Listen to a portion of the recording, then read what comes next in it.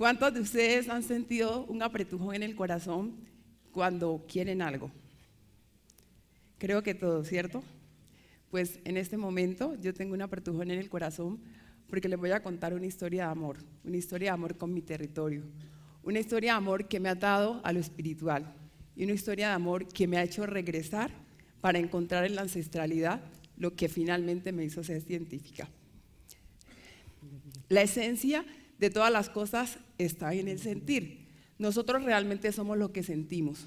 Podemos hacer muchísimas cosas en la vida, pero hay muchas cosas que hacemos que están llenos de vacíos. Cuando nosotros hacemos las cosas con pasión, esas cosas realmente nos llenan y entonces finalmente nosotros terminamos siendo eso, lo que sentimos. Yo a los 45 años de edad soy una persona que digo que tengo problemas porque no he encontrado mi verdadera personalidad. Yo fui basquetbolista profesional, bailé danzas, hice 2 carreras y finalmente terminé en un tema de ciencia y ahora estoy trabajando en un tema de emprendimiento. Entonces digo que tengo problemas porque hago muchas cosas, pero finalmente hay una cosa que sé que es lo que me apasiona y es trabajar en el amor. Porque estoy casi que convencida que el amor es la única fuerza transformadora y es la fuerza que transforma el mundo. Yo soy de aquí, del Pacífico colombiano, en donde nos enseñaron de alguna manera que vivir en el Pacífico era malo, porque llovía, porque hay pobreza, y cuando alguien del interior o fuera del país escucha la palabra Chocó, siempre la asocia con un tema de pobreza. Pero yo no puedo encontrar pobreza en un territorio en el que cuando yo era pequeña me bañaba en calzones y nadie me miraba con ojos de deseo. O sea, nadie me violaba. Mi cuerpo no era un objeto. Mi cuerpo estaba en un territorio que era libre. Yo no puedo asociar a mi territorio con pobreza. Cuando quiero ir a pescar en la noche y tengo una lancha para mí solita para pescar, yo no puedo pensar en un territorio pobre como el Chocó. No puedo pensar que este territorio es pobre cuando tengo unas abuelas que me cuidan, cuando tengo unas abuelas que me enseñan. Y yo quiero que ustedes piensen un poquito en este momento, cuando hablamos de ese sentir, cuando hay algo que ustedes quieren recordar, ¿a quién se remiten? Solamente pensemos en eso. Nos remitimos cuando estamos fuera del país, a la comida que me hacía mi abuela o mi abuelo, ¿cierto? A los cuidados que tenía de mis abuelos. Y creo que desde muy pequeña empecé a entender un poco que yo estaba en un territorio rico, porque cuando yo era pequeña me preguntaban que yo qué quería estudiar, y yo quería estudiar medicina. Y mi papá me decía que yo era muy leguleya, y él me decía, no, usted tiene que ser abogada, y yo le decía, yo quiero ser médica. Pero detrás de esa expresión de ser médico, yo lo que realmente quería hacer era una investigadora para encontrar moléculas para estudiar el cáncer. Y entonces mi vida creció en el entorno de unas abuelas que me lavaban el pelo con bonche y el pelo me quedaba brillante, o me quitaban las manchas con caña agria de la ropa y la mancha salía, ¿cierto? O me quitaban la fiebre con matarratón. Y esa fue una historia que de una manera inconsciente se fue grabando en mi vida. Y yo siento que este territorio que nosotros tenemos me enseñó que hay un gran laboratorio en donde nosotros aprendemos valores que nos enseñan en la escuela. Y fue una decisión también de vida que mis hijos crecieran en este territorio. Y cuando nosotros pensamos en lo que somos, realmente debemos de pensar en la fortaleza que tenemos, no en las carencias. Y yo viví en un territorio en donde éramos muy poquitos y que quizás la única salida de ese territorio era ayudar en la tienda que tenía mi papá y mi mamá. Nosotros somos 8 hermanos. Y todos los hermanos fuimos a la universidad, pero en un territorio muy chiquito, pensar salir de este territorio a la universidad, pues es un tema complejo, porque además no había energía, además no había televisión y no habían comunicaciones. Y entonces, ¿cómo nos conectamos con el mundo? Y ahí es cuando yo entiendo que realmente la fuerza del amor es esa fuerza que nos conecta. Porque cuando yo estaba en el bachillerato, yo quise salir del bachillerato de mi casa a los 9 años, yo entré al colegio a los 10 años y quise salir del bachillerato porque yo no quería ser bachiller, yo quería aprender algo que me ayudara a enseñar y quería ser bachiller pedagógico. y a los 9 años le dije a mi papá y a mi mamá, yo no quiero estudiar en ese colegio, yo quiero ir fuera. Y entonces uno se da cuenta que uno es cuando uno realmente hace las cosas que le apasionan. Y hay historias constantes de vida. Cuando caminas por la calle, cuando la lluvia te cae, cuando ves esos colores de las frutas en el mercado, cuando ves a las señoras que te cuentan la historia de las frutas en el mercado, cuando sabes que detrás de estas frutas hay un conocimiento, y ese es el conocimiento ancestral, porque quizás muchos de ustedes no saben lo que es un bacao y tampoco conocerán lo que es un pipilongo, pero en los territorios hay mucho conocimiento. Y hay una historia tal vez muy cruel detrás de ese conocimiento, y es que la academia y las universidades no hemos aprendido a valorar eso que hay detrás de las comunidades, porque realmente el conocimiento técnico ha primado sobre el conocimiento ancestral.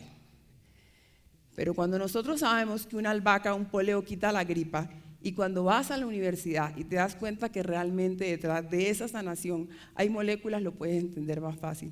Yo creo que yo no hubiera sido capaz, o tal vez no hubiera podido hacer lo que estoy haciendo ahora, si yo detrás de estas moléculas que encuentro en el laboratorio, de ese conocimiento técnico que encuentro en los papers, de eso que aprendo en los congresos, no hubiera sabido antes de mis abuelas y de mis ancestros que esto servía para quitar una gripa.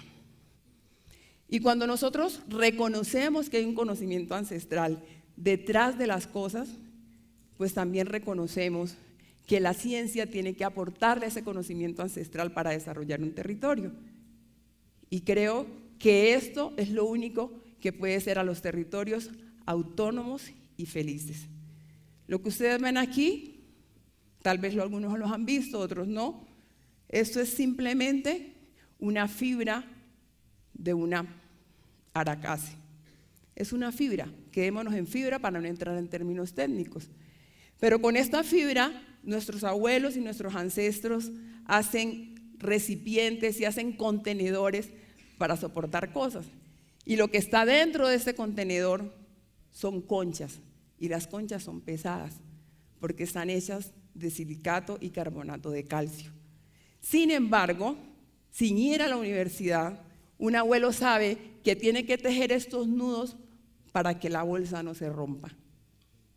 Y cuando nosotros vamos al laboratorio, realmente nos damos cuenta que estos canastos están hechos de unas fibras que son un polímero y que se tejen de manera tan resistente, y que la manera de formar estos canastos es muy importante para que el canasto no se rompa. Y vemos que hay una ancestralidad que le está aportando un conocimiento, pero nosotros desde lo técnico también deberíamos de aportarle a esa ancestralidad, porque cuando nosotros realmente no valoramos, hacemos que los niños no tengan una identidad por su territorio. Y les voy a contar una historia aquí que a veces me da risa, no sé si me da tristeza, me da nostalgia, pero detrás de estas dos imágenes hay una historia muy bonita, y una de ellas es que en una época en Quibdó empezaron a ponerles a los niños tareas y biografías sobre científicos chocuanos. Y entonces un día llegó una niña donde su papá y le dijo: papá, me dejaron una tarea sobre una científica que se llama Mabel Torres. Y como es evidente, en los pueblos todos nos conocemos. ¡Ey, manito! ¡Ey, manita! Él dijo: yo la conozco. Y la niña le dijo: yo no te creo. ¿Tú cómo vas a creer que aquí hay una científica? ¿Cómo vas a conocer tú una científica? Y entonces él le dijo: te la voy a llevar. Entonces la niña se fue a mi laboratorio, su papá la llevó y me vio trabajando en el laboratorio. Yo le dije: ¿te quieres quedar? Y me dijo: sí. Y entonces, al terminar una semana de trabajo, ella me dijo: es que yo pensé que los científicos eran blancos, hombres y ricos. Estamos generando un ideal en los niños que finalmente terminamos aplastando sus ideales, y los niños terminan haciendo cosas que no son coherentes con lo que quieren hacer, porque estamos respondiendo a una sociedad que nos lleva a hacer lo que realmente nos genera prestigio y nos genera estatus. Y lo que yo siempre he pensado es que podemos ser un zapatero pero si hacemos las cosas bien, somos el zapatero más famoso del mundo. Y también siento que dentro de ese conocimiento, si hacemos las cosas, por pequeñas que sean, hay que hacerlas bien. Por eso, en el territorio empezamos a crear esos círculos que unen. Y hemos empezado a contar las historias a los niños.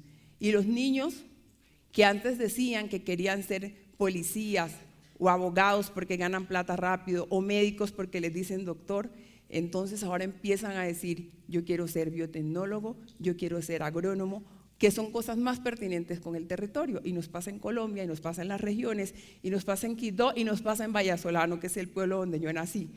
Pero resulta que aquí hay un lazo que se rompió. Y el lazo que se rompió fue esa relación con el territorio, fue esa relación con la ancestralidad.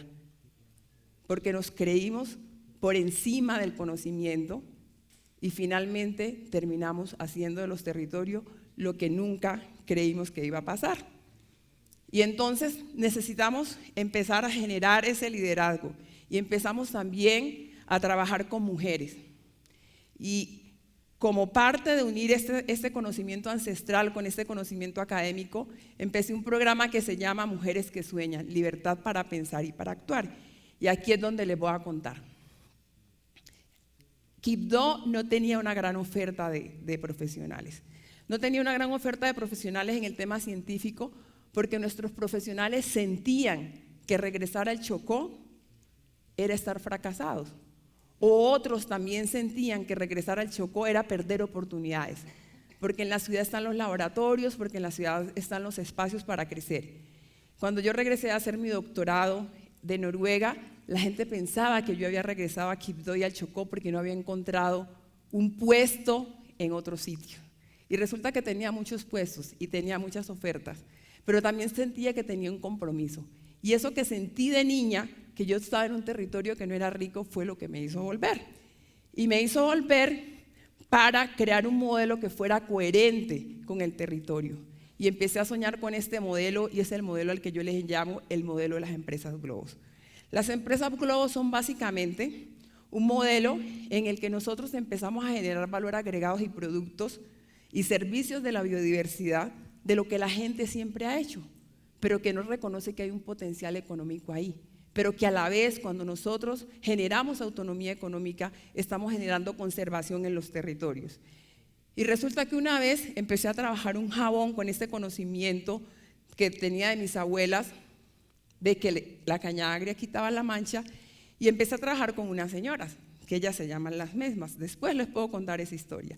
Y entonces ella estaba en el laboratorio tocando y yo le llegué y me arrimé y ella se asustó y me dijo, no doctora, yo no estoy haciendo nada. Le dije, no se preocupe, ese es un simple pHímetro. Y ella, ¿qué? ¿Un qué? Y expliqué, le dije, usted no tiene que saber nada del pHímetro, solamente que 7 es básico, que 5 es ácido y que 2 es básico. Lo aprendió a manejar. Y en una segunda jornada de transferencia, ella estaba tocando un equipo y yo me le acerqué y yo le dije, doña señora tal, ¿usted qué está haciendo ahí? Me dijo, ¿no ve, señor, que yo también soy doctora así como usted? Nosotros subestimamos realmente el conocimiento que tiene la gente y pensamos que los equipos son tan sofisticados que no los pueden manejar personas comunes y corrientes. Y esto realmente ha traído un retraso al territorio. Y empezamos entonces a crear y a soñar. Y empezamos a generar productos. Y empezamos, y nunca hubiéramos pensado y soñado que pudiéramos tener una crema de borojó que sirve para la dermatitis, que es de hidratación profunda, que es libre de parabenos, que es libre solo con conocimiento ancestral. Y que el conocimiento científico en esta crema lo único que ha hecho es aportarle a tener una imagen bonita, porque a nosotros todo nos entra por los ojos, cierto, y a tener un producto que realmente fuera competitivo. Y hemos empezado a apoyar las iniciativas productivas de más de 20 unidades productivas con conocimiento ancestral. Y creo que este es el camino que realmente debemos seguir para que nuestro territorio se desarrolle. Y hablamos de Colombia, y es la ancestralidad tiene un valor importante y el conocimiento técnico tiene. Hay que poner los dos conocimientos en su lugar. Y finalmente, quiero decirles lo que les dije al principio. Nosotros somos lo que sentimos. No hay otra cosa que exista por fuera del corazón. O sea, somos lo que sentimos, porque lo que hacemos realmente vale poco. Y para terminar, antes de ponerle este video, yo creo y estoy convencida de que nosotros debemos pensar globalmente, pero debemos actuar localmente. Y este video es el producto de un sueño. Y es el producto del sueño de que nosotros realmente, con ciencia y ancestralidad, podemos desarrollar el territorio. Porque Colombia es un país biodiverso. Porque en los territorios hay una gran oportunidad. Y porque realmente el territorio no tiene que ir a los centros. Los centros tienen que ir realmente a las regiones para desarrollar todo el potencial que las regiones tienen.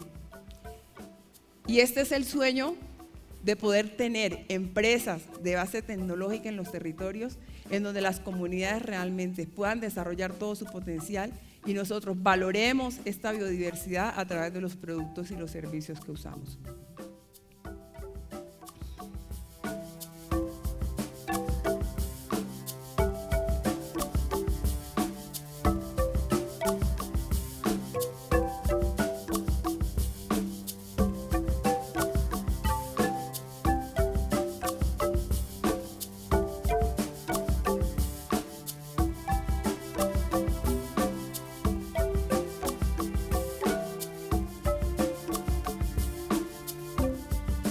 Por eso nuestro lema es economía con alma, porque yo creo que no hay fuerza más poderosa que la del amor. Muchas gracias.